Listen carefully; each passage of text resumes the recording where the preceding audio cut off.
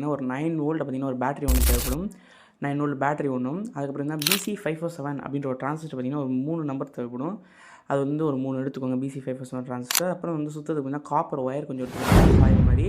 அதுக்கப்புறம் பார்த்தீங்கன்னா ஒரு LED லைட்டு, அதுக்கப்புறம் வந்து ஒரு 1K ஹோம் ரெசிஸ்டர், ஒரு பஸ்ஸர், அதுக்கப்புறம் நமக்கு வந்து கனெக்டரு, அதுக்கப்புறம் சால்ட்ரிங்கு இதெல்லாம் அது மொத்தம் 3 பின் இருக்கும். எமிட்ரு, கலெக்டர், பேஸுன்னு.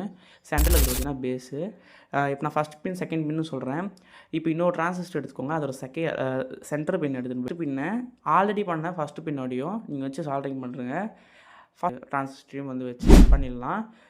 அதோட க்ளோஸ்அப் ஷாட் பார்த்துக்கோங்க. உங்களுக்கு வந்து இது எப்படி பண்ணியிருக்கேன் அப்படின்ட்டு உங்களுக்கு புரியும். அந்த ஒரு ஜங்ஷனால் நம்ம வந்து இருந்து கனெக்ட் பண்ணிக்க போகிறோம்.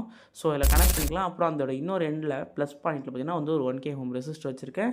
அது நம்மளுடைய பேஸ் ஒன்று ஃபஸ்ட்டில் விட்டுருப்போம். அந்த பேஸில் அதை வச்சு ஃபிக்ஸ் பண்ணிடலாம்.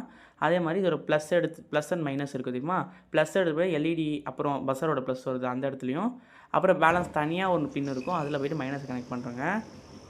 இப்போ நம்ம இதில் வைக்க சொல்ல உங்களுக்கு எந்தளவுக்கு ஒர்க் ஆகுது அப்படின்னு தெரியும்.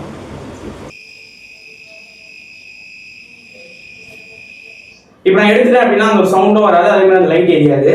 ஸோ நான் திருப்பி நியர் பை கொண்டு போகிறேன். உங்களுக்கு பிடிச்சிருந்தா லைக் பண்ணுங்க, ஷேர் பண்ணுங்க, மறக்காம சேனல் சப்ஸ்கிரைப் பண்ணுங்க. தேங்க்ஸ் ஃபார் வாட்சிங்.